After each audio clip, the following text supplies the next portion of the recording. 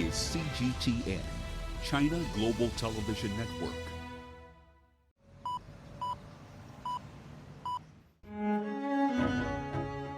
The reason why we are concerned is because the signs and the symptoms of the flu is very similar to COVID-19. So how do you know whether you've got the flu or whether you've got COVID? This is one of the areas with the highest criminal incidents. The crime rate is so high. We're talking about murders and rapes. Gangsterism is quite rife here. The first time when I came here, it wasn't a good experience because the gangsters, they chase us up until today, we don't know for what.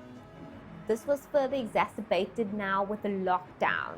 So many people were retrenched, they lost their jobs. We started seeing a lot of mental health issues in our patients with anxiety and panic, and the mental health problems worsening in this time because they didn't have any form of income.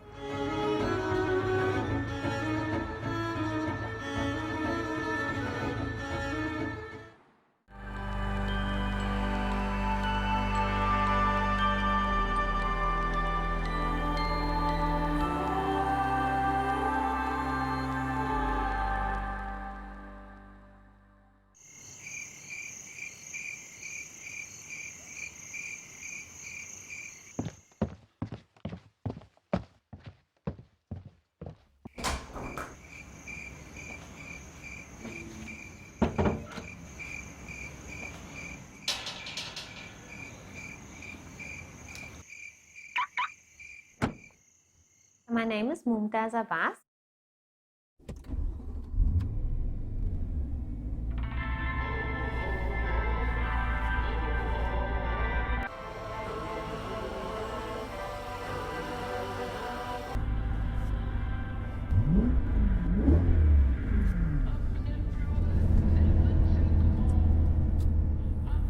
I work as the family physician at Bishop Lavis Clinic, which is in the Northern Tygerberg substructure.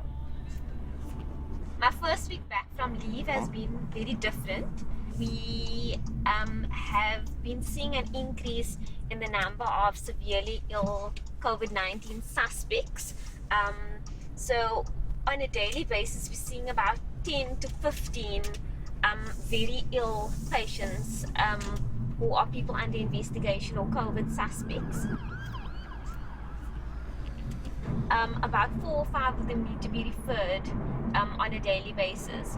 Ever since the 1st of June 2020, when our testing strategy changed, we were only testing patients over the age of 55 and those under 55 with comorbidities.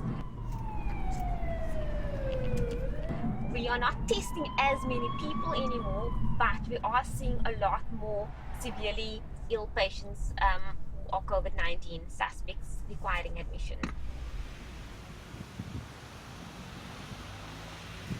I usually start my day very early, between 6:30 and 7, so that I can just get some work in before everyone else starts arriving from 7:30 to 8 a.m.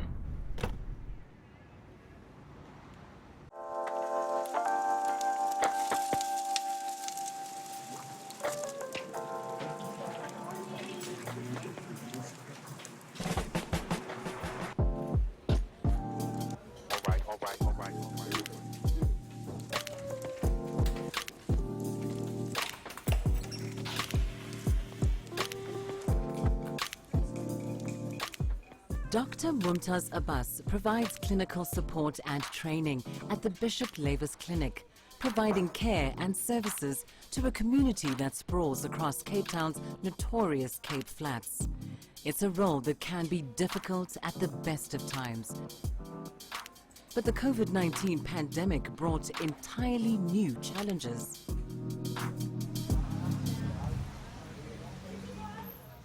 So what I wanted to talk about today, there's a lot of talk about the flu vaccine and COVID-19, and does the flu vaccine prevent COVID-19, or, you know, there's lots of myths and things going around. So I thought I'd just talk a little bit about this because I think it's an important topic, and also maybe just to touch on some of the common questions that people ask.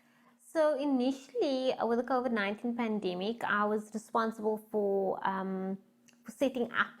helping to set up the COVID-19 testing station at Bishop Lavis. I was also responsible for making sure that myself and the staff were informed and trained on how to do appropriate screening and testing for COVID-19, and that they were comfortable with that. The reason why we are concerned, particularly this year with the COVID-19 pandemic, is because the signs and the symptoms of the flu is very similar to COVID-19. So how do you know whether you've got the flu or whether you've got COVID? You don't know. And then I think just taking them through that process and helping to provide support and making sure that, you know, as things change along the way, that they were constantly informed and updated on changes to guidelines and protocols and circulars and standard operating procedures, etc. And that is why it's advisable to get the flu vaccine, okay? It's not going to protect you against COVID-19, but it's going to reduce influenza-related illness and ease the stress on the health services during the pandemic.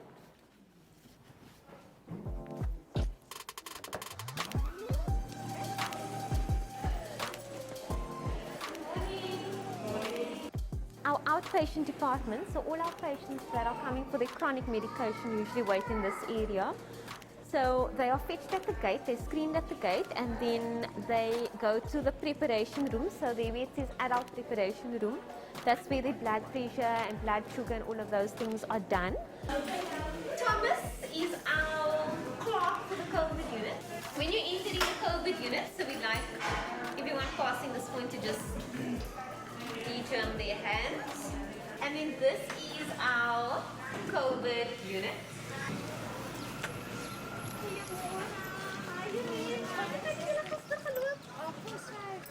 Oh, you look beauty. Oh, okay. So this is our COVID unit. So if patients get screened at the gate and they test and they screen positive on the screening sheet, they will be redirected here where the screening will be repeated. Okay.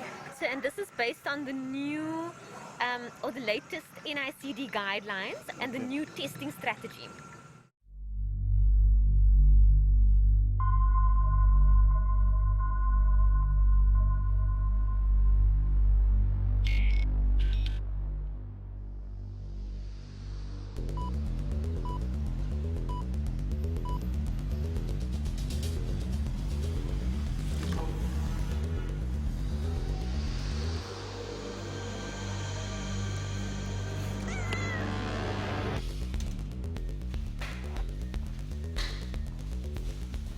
So what has changed in the last few weeks is that our testing strategy has changed. So as of the 1st of June, we were now no longer testing every single patient that came in with symptoms suggestive of COVID-19. So previously we were testing large numbers of patients and we were testing any patients that had any of the symptoms according to the NICD criteria.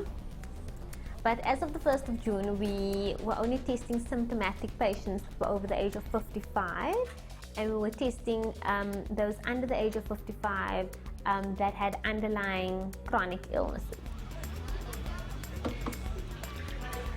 Sometimes there's constriction there in the nose, so then we will try the other one. Eh?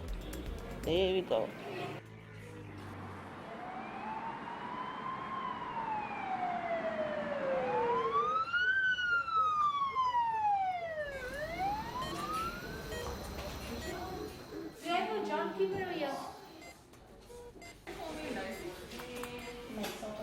What we have seen is that we've seen that there's been an increase in the number of more severely ill patients, okay? We're starting to see a lot more trauma cases, and we're seeing a lot more sick COVID-19 suspects that require stabilization and that needs to be discussed with our referral hospital and then referral to be arranged.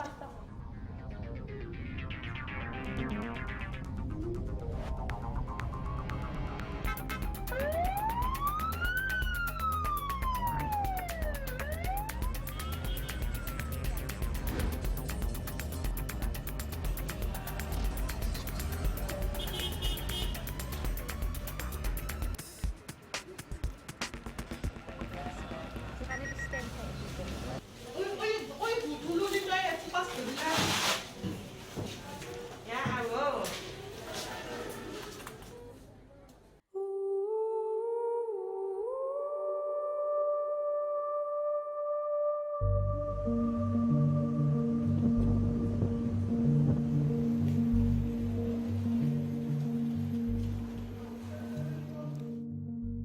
March 5th, 2020, South Africa recorded its first COVID-19 case. By later that month, tens of thousands more were infected, and the country had become Africa's epicenter for the virus. The first death from COVID-19 was recorded on March 27th. That same day, the South African government instituted a countrywide lockdown.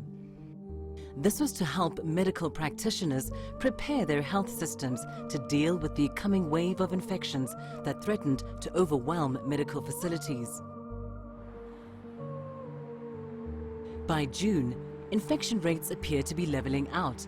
The lockdown remains in place, but at a lower alert level, allowing for more mobility. With a large proportion of Bishop Lavis residents suffering from various chronic diseases, many feared exposure to COVID-19 at the clinic. As a result, people with HIV/AIDS and TB infections started defaulting on their medical regimes. So this is a primary healthcare facility. By primary healthcare, I mean it's a facility where we don't just focus on the disease that the patient comes in with, okay? So we look at the individual's needs, we also look at the needs of their family, and we also look at the needs of the community as a whole. The clinic quickly came up with outreach and support systems in order to provide healthcare services to patients at home.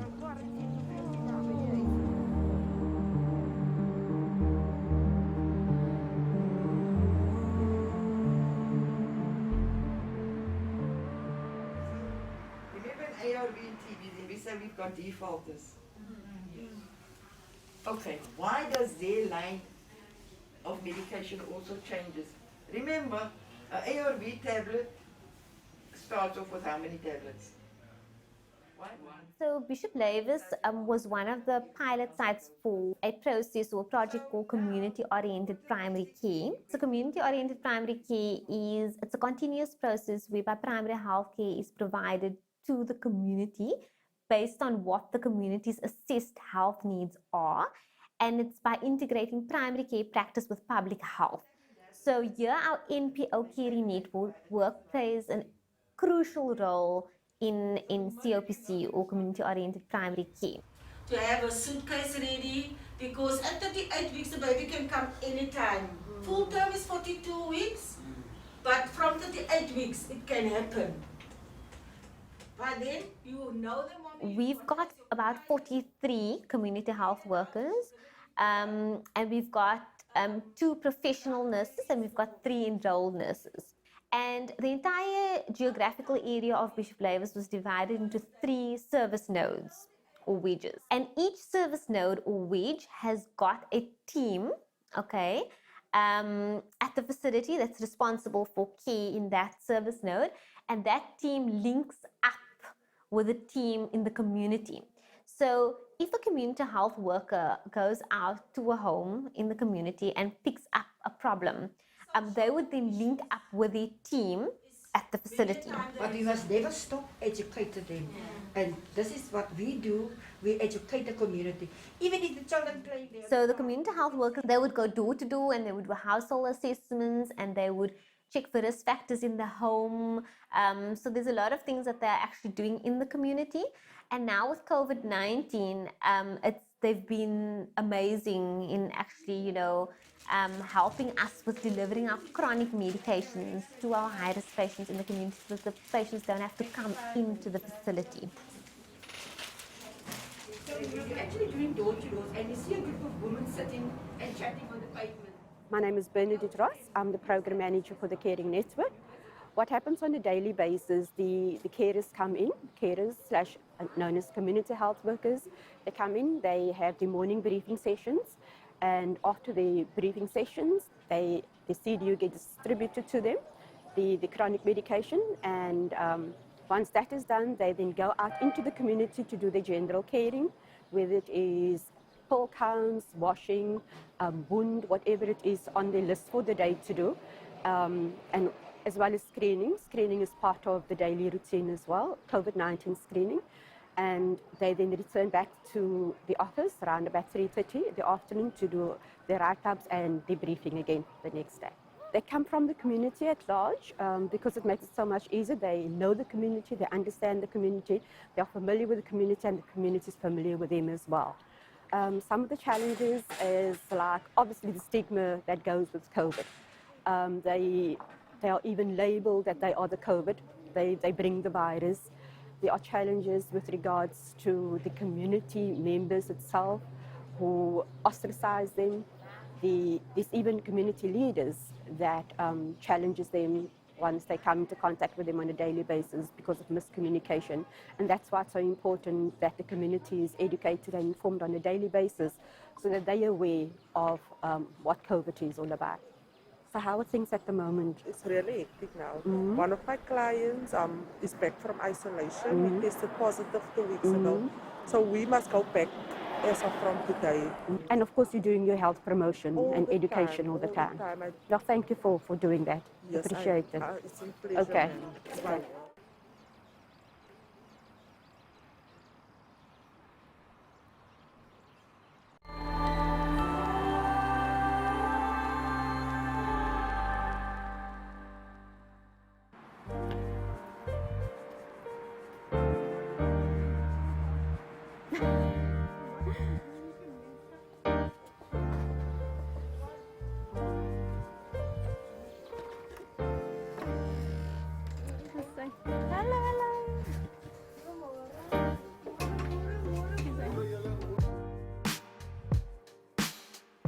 This morning, this is normal in this community.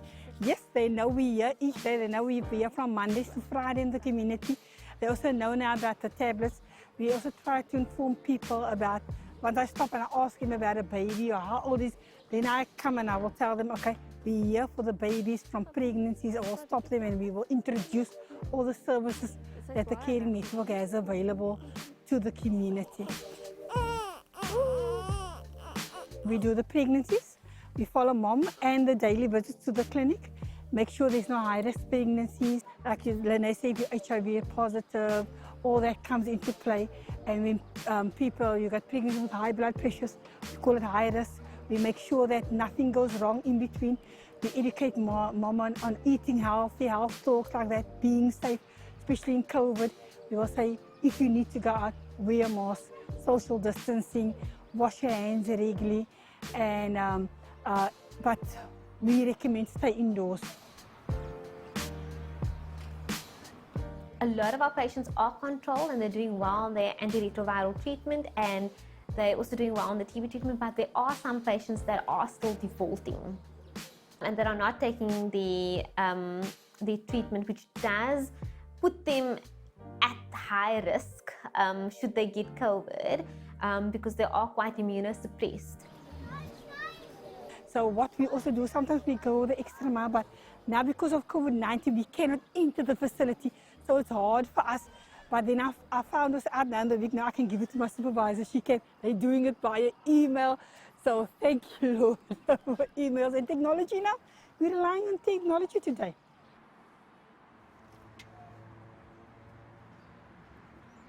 The Bishop Lavis CDC first opened its doors in 1971 and today serves around 60,000 people in the area, which is some 20 kilometers out of Cape Town.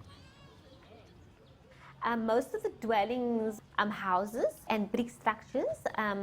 So a lot of the patients do have access to electricity and water. However, there are 3 informal settlements or squatter camps, okay, within the Bishop Lavis community. One is in Malawi camp, which is just as you enter Bishop Lavis.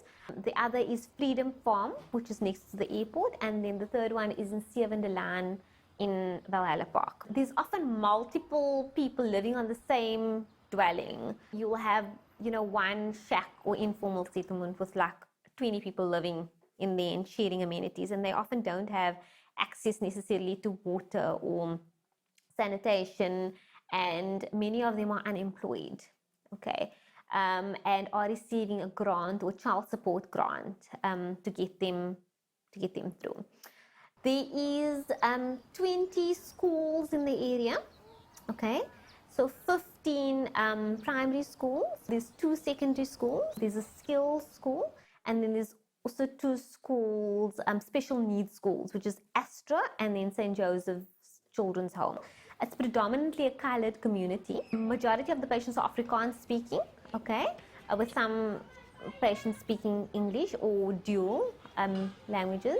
Unemployment is a big problem in our community. When the number of COVID-19 cases started skyrocketing and the lockdown looked likely to remain in place for some time, medical personnel at Bishop Lavis Clinic made the decision to take medical care to the people in their homes. Working with community health workers from organizations like the Caring Network. But there was one huge challenge. Police have swapped on an arms cache over 250 firearms in Bishop Lavis. This morning, shooting of a police officer in Bishop Lavis. Shot while leaving his house this morning at about 10 to 7. Reports of civilian deaths and called for an end to the violence. 4 suspects have been arrested in what is so significant of this area is this in the whole of Western Cape or probably in the whole continent of Africa. This is one of the areas with the highest criminal incidents. The crime rate is so high. You know, we're talking about murders and rapes. Gangsterism is quite rife here.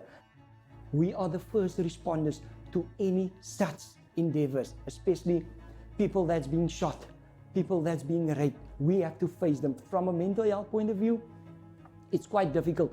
This was further exacerbated now with the lockdown. So many people were retrenched, they lost their jobs. We started seeing a lot of mental health issues in our patients with anxiety and panic and the mental health problems, you know, worsening in this time because they didn't have any form of income. And then with that, poverty is a big problem. There's also a lot of domestic violence that we see, as well as substance abuse.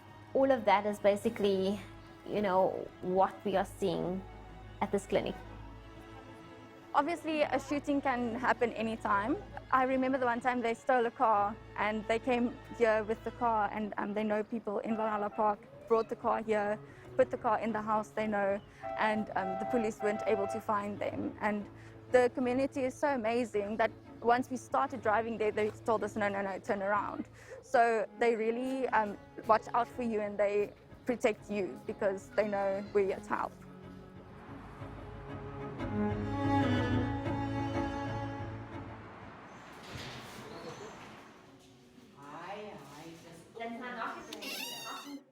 Dr. Abbas and her team of medical practitioners engaged with the local police service to get help. First with social distancing at the test centres and then for protection when in the community. This gave confidence to staff who had even been terrorized by gang members. And you can see that there's a security officer that's actually doing the patient's temperature. The first time when I came here, it wasn't a good experience because I was working with one of the colleagues and then the gangsters to chase us up until today we don't know for what. I think when they started to get to know us and what we do here, that changed because ever since that time, they have more respect for us. And they will greet us or they will like warn us to say we must move out of the area because this and that is going to happen. Or we mustn't come in today in the area, we must move out into another area. Because respect because it goes a long way. So they also got to know who we are and what is our duties here in the community. Because sometimes they do ask us advice or help and we are willing to give what is necessary of us. Where I've been working, yes, we learn a lot. They learn from us, we learn from them. But so far, our lives hasn't been in danger ever since that first experience. So, yeah.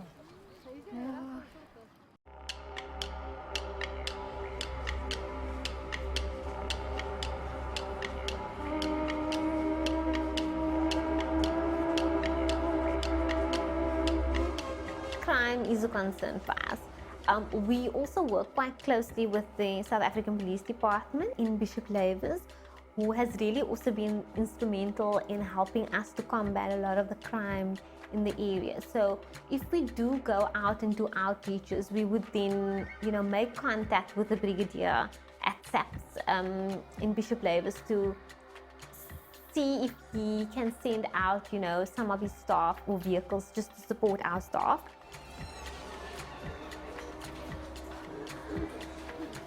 So I think there's also a really good and strong collaboration with us, and in that we can always call on them to assist us with any crime-related events at the facility or out in the community. And similarly, we would also assist them if they need help.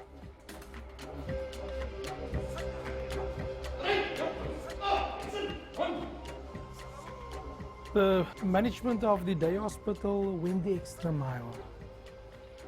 Beginning, you would see long queues at the day hospital for testing.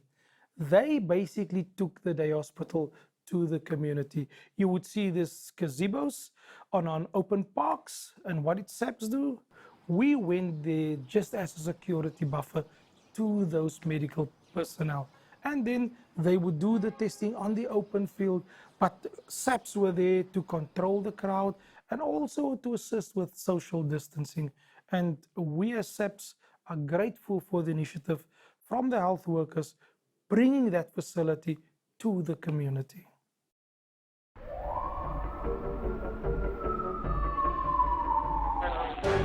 Okay, copy. I will meet with you. Severity, need to get in and do what we came for. Just prepare accordingly. Your safety is as important as our safety is.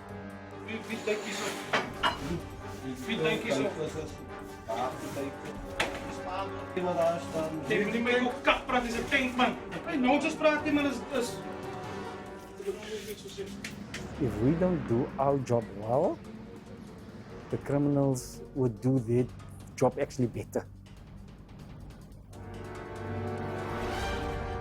We need to take control, because if we don't take control, they will take control.